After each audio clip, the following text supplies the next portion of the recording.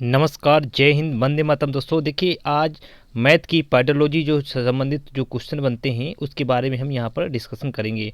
तो new Paramount competition class 17 और यहाँ पर टॉपिक में आपको क्लियर कर रहा हूँ कि कौन कौन से टॉपिक यहाँ पर लिए जाएंगे। वो टॉपिक पहले क्लियर करेंगे और इसके बाद हम चलेंगे एक एक करके ये टॉपिक से संबंधित जो भी महत्वपूर्ण चैप्टर होंगे उसके बारे में भी यहाँ पर हम देखेंगे। देखिए, सबसे पहले हम यहाँ पर चलते हैं कि कौन कौन से टॉपिक पढ़ने हैं हमें और कौन कौन से चैप्टर को अभी कंप्लीट करना है।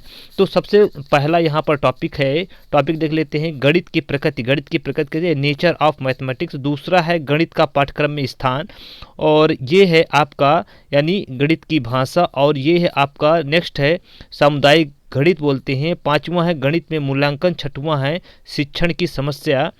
और इस तरह से दोस्तों ये 8 चैप्टर बताए गए हैं, इसमें से पूरे हैं।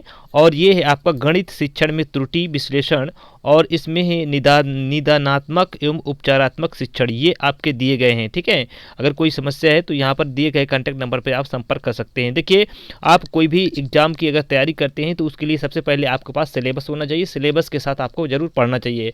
देखिए, आपके एग्जाम में अगर पूछी जाती है तो ये 15 नंबर की जो है यहाँ पर आपकी पेडोलॉजी पूछी जाती है। 15 क्वेश्चन पेडोलॉजी के होते हैं और 15 जो क्वेश्चन होते हैं वो आपके क्या होंगे, बेसिक के होंगे। बेसिक में जो आप सवाल सॉल्व करते हैं, मैथ्स के क्वेश्चन सॉल्व करते हैं, वहाँ से ये बेसिक क्वेश्चन होंगे। तो ये यानी ये मैथ का सेक्शन होगा वो आपका 30 क्वेश्चन का होगा। चलिए देखते हैं, इसके पहले अर्थ को देखते हैं और इसकी जो लैंग्वेज है उसके बारे में हम पढ़ेंगे, और यहाँ पर हम एक भी क्वेश्चन नहीं छोड़ेंगे। तो चलिए देखते हैं, गणित का शाब्दिक अर्थ क्या होता है। गणित वह शास्त्र है जिससे गणनाओं की प्रधानता होती है, जिसमें क्या होती है, गणनाओं की प्रधानता होती है। नेक्स्ट पॉइंट है, गणित अंक, अक्षर एवं चिन्ह द्वारा संक्षिप्त संकेतों का वह विज्ञान है जिसकी सहायता से परिणाम, दिशा तथा स्थान का बोध होता है। तो दोस्तों इस तरह से हमने देख लिया। अगला पॉइंट ये है, गणित विषय का प्रारंभ गिनती से हुआ है और संख्या पद्धति इसका विशेष क्षेत्र होता है, जिसकी सहायता से गणित अन्य शाखाओं को विकसित किया जाता है। गणित की जो अन्य शाखाएं होती हैं उनको विकसित किया जाता है। दोस्तों देखते हैं, यानी परिभाषाओं के आधार पर गणित के तथ्य क्या क्या दिए हैं। अगर हम देखें, डेफिनेशन दी गई हैं उनके आधार पर, गणित स्थान तथा संख्याओं का विज्ञान होता है, पहला पॉइंट है। दूसरा पॉइंट ये है, गणित गणनाओं का विज्ञान होता है। अगला पॉइंट ये है, गणित माप तौल मापन, जिसको बोलते हैं मात्रा, परिणाम तथा दिशा का ज्ञान होता है। और इस तरह से अगला पॉइंट ये है कि गणित का विज्ञान की क्रमबद्ध, संगठित तथा यथार्थ शाखा होती है, ये भी आपको समझना है। गणित में मात्रात्मक तत्वों तथा संबंधों का क्या होता है, यहाँ पर अध्ययन किया जाता है। तो ये गणित के बारे में यहाँ पर देख लिया हमने। आइए दोस्तों देखते हैं, विज्ञान, यह जो नहीं कह सकते हैं कि विज्ञान का अमूर्त रूप है। कौन? गणित विज्ञान का अमूर्त रूप है। अगला पॉइंट है, यह तार्किक विचारों का विज्ञान है। अगला पॉइंट है, गणित के अध्ययन से मस्तिष्क में तर्क करने की क्षमता स्थापित होती है। अगला पॉइंट है, आगमनात्मक तथा प्रयोगात्मक विज्ञान है। और गणित क्या होते हैं? गणित वह विज्ञान है जिसमें आवश्यक निष्कर्ष निकाले जाते हैं। ये आपको फैक्ट वहां पर एग्जाम में जरूर याद रखना है। चलिए गणित की प्रकृति देखते हैं, नेचर ऑफ मैथमेटिक्स क्या होता है। गणित में संख्याओं, स्थान, दिशा तथा मापन का ज्ञान किया जाता है। अगला पॉइंट ये है कि गणित की अपनी एक भाषा होती है। गणित का तात्पर्य क्या होता है? गणितीय पद यानी मैथमेटिक्स टर्मोलॉजी जो होती है वो होती है गणित प्रत्यय। गणित जो है प्रत्यय, सूत्र और सिद्धांत, संकेतों से है। ये सभी गणित की भाषा को जन्म देने वाले फैक्ट होते हैं। तो आप इतना इसको बारे में जरूर जानते हैं। गणित का ज्ञान आधार हमारी ज्ञानेंद्रियां हैं। क्या है? ज्ञानेंद्रियों के माध्यम से हम गणित को आधार मान लेते हैं। अगला दोस्तों पॉइंट क्या है? गणित का ज्ञान यथार्थ, क्रमबद्ध यानी कह सकते हैं एग्जैक्ट, क्रमबद्ध सिस्टमेटिक होता है, तार्किक लॉजिकल होता है, अधिक स्पष्ट क्लियर होता है, जिससे उसे बार बार ग्रहण करके उसे आसानी से भुलाया नहीं जा सकता है। अगला पॉइंट दोस्तों ये है कि गणित में क्या होता है, अमूर्त प्रत्ययों को मूर्त में क्या करता है, परिवर्तित किया जाता है, साथ ही इसकी व्याख्या भी की जाती है। नेक्स्ट पॉइंट दोस्तों है, गणित के नियम, सिद्धांत, सूत्र सभी स्थानों पर एक समान होते हैं, जिससे सत्ता की जांच बड़ी आसानी से की जा सकती है।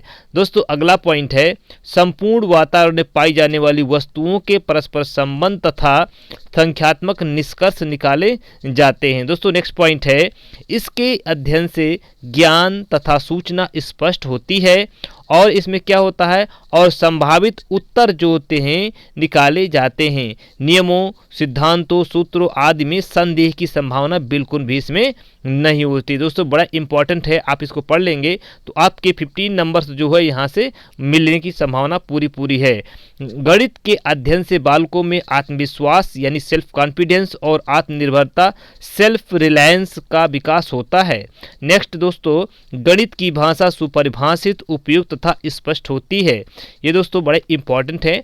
अगला पॉइंट देखते हैं दोस्तों, इसके विकास से बालकों को प्रासंगात्मक दृष्टिकोण तथा भावना यानी सेंस ऑफ एप्रिसिएशन का विकास होता है। दोस्तों अगला पॉइंट है, इसमें बालकों में स्वास्थ्य यानी स्वस्थ वैज्ञानिक दृष्टिकोण का विकास होता है। दोस्तों नेक्स्ट पॉइंट है, प्रत्ययों तथा सूचनाओं यानी सूचनाओं को हम संख्यात्मक को आधार मानकर क्या करते हैं, संख्यानात्मक यानी संख्यात्मक निष्कर्ष को हम लोग निकालते हैं। दोस्तों इसमें देखिए संख्यात्मक निष्कर्ष निकाला जाता है। नेक्स्ट दोस्तों अगला है, गणित का अध्ययन तथा उपयोग विज्ञान की विभिन्न शाखाओं जैसे भौतिक विज्ञान, जीव विज्ञान, इनका सबका अध्ययन गणित के ही अंतर्गत हम करते हैं। दोस्तों अगला है, तार्किक सोच क्या होती है, इसके बारे में।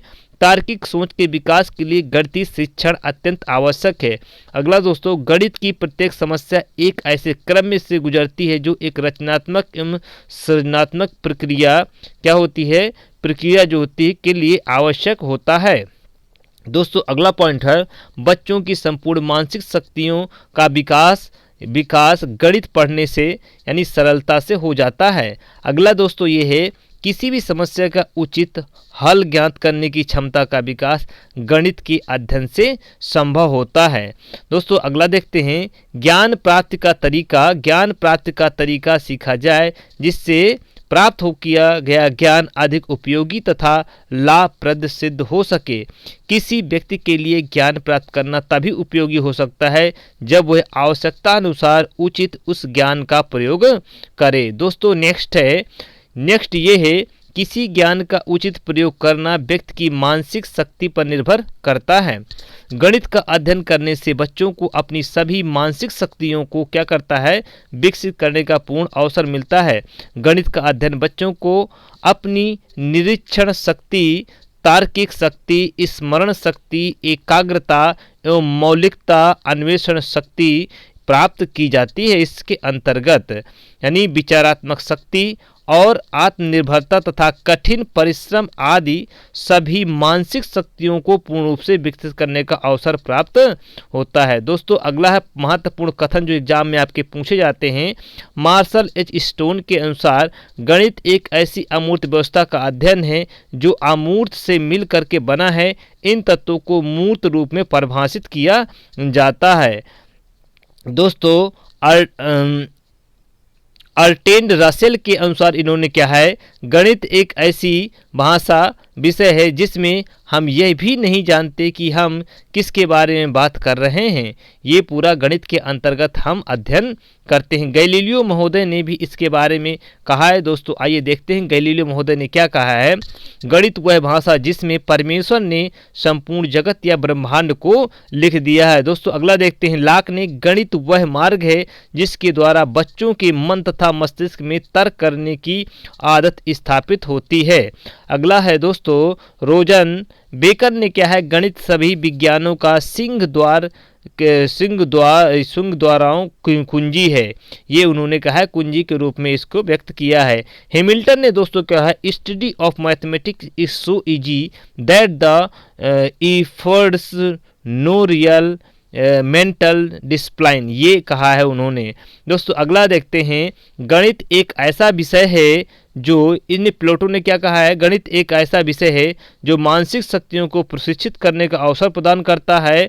एक सुसुप्त आत्मा में चेतना एवं नवीन जागृति का करने का कौशल गणित ही प्रदान करता है। देखिए साल्ट जी ने क्या कहा है, गणित की शिक्षा प्राथमिक रूप से मानसिक शक्तियों प्रशिक्षित करने के लिए दी जाती है। गणित के तत्वों का ज्ञान देना इसके बाद ही आता है। दोस्तों हब्स ने क्या कहा है, गणित मस्तिष्क को तीक्ष्ण एवं तीव्र बनाने में उसी प्रकार कार्य करता है जैसे किसी औजार को तीक्ष्ण करने में काम आने वाला पत्थर होता है। इसके अध्ययन से स्पष्ट, तर्क सम्मत एवं क्रमबद्ध रूप से भली भांति सोचने की शक्ति आती है।